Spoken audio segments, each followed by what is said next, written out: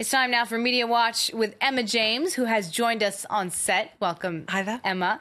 The issue of gun control in the United States is still dominating a lot of online discussions. How has that discussion evolved? Yes, well, today the discussion really is all about what Donald Trump is proposing to actually help to reduce the number of school shootings in the US. Many people, though, still think that he is within the control of the National Rifle Association, including cartoonist Michael D'Adda. This is his take on the current situation.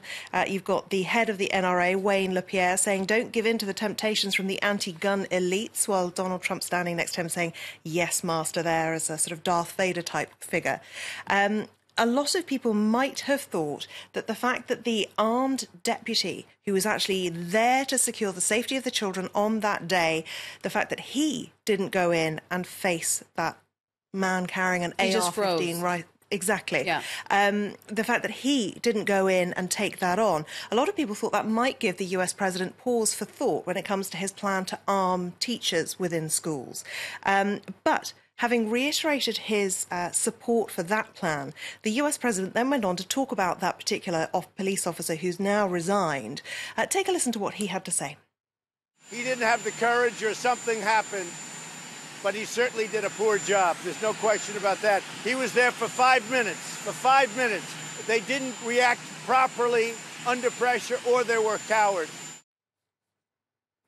So very strong words there from the US president, actually going so far as to call that officer a coward for not having the courage to stand up to somebody who's armed with an assault rifle.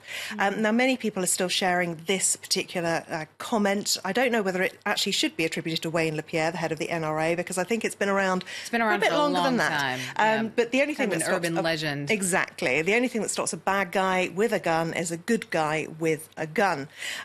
Lots of people, though, thinking that what happened with that officer really is proof positive that that's just not true. I mean, he must have been so afraid. Absolutely. He must have thought, you know, what do I do? I mean, I can't even imagine what it would have been like to, and what's that gun for, you know? Exactly. And the thing is that he was more than likely outgunned, and he knew it. Now, this person on Twitter saying what a lot of people feel, a trained good guy with a gun wanted no piece of a madman with an AR-15, but you expect a 10th grade biology teacher who took a weekend gun class to handle his business. John Ziegler, who is a conservative but also very critical of Donald Trump, has to be said, says that as the husband of a gun-owning wife who was a public school teacher, Trump's rant about the magic of arming teachers, which he used to be against, is freaking delusional.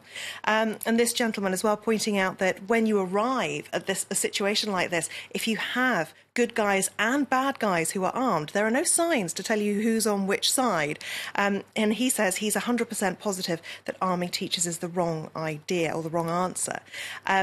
A lot of people, though, sharing this as an example of when a good guy with a gun is a good thing.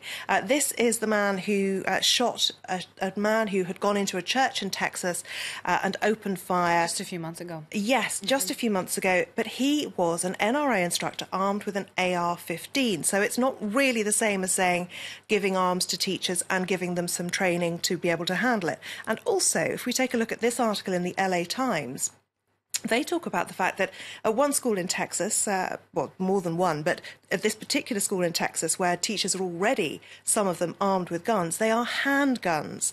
So this really isn't comparing like with like. They actually have a quote in this article from a teaching assistant who says, hopefully it will make them think twice. Well, it's a big risk to take. Lots of teachers wading in too. This gentleman has a particularly calamitous list of things that he's done to embarrass himself and injure himself while on school property. And he ends it by saying, please don't give me a gun. There was also a report, I don't know if you saw, but of a 6th grade teacher in the United States who shot herself in the leg when her gun went off in the classroom. A very dangerous situation, you know, from my perspective, but I understand that other people disagree. Moving on now, the Winter Olympics has produced a few headline-grabbing athletes, and now some of their off-piste activities are also attracting attention. Yes, very much so. One of the athletes who's got a lot of attention, although he didn't actually manage to win a medal, was Gus Kenworthy. He's an American slope-style skier. Didn't get a medal this time around, but he has become something of a gay role model, a gay icon, if you will.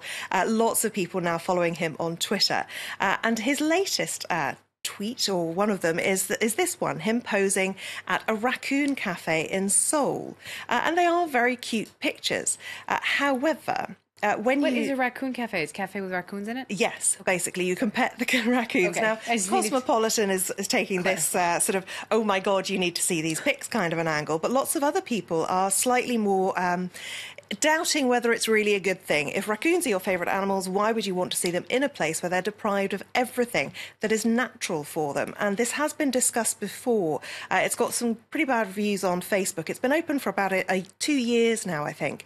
And it's got lots of reviews there on Facebook, many of them good, many of them bad.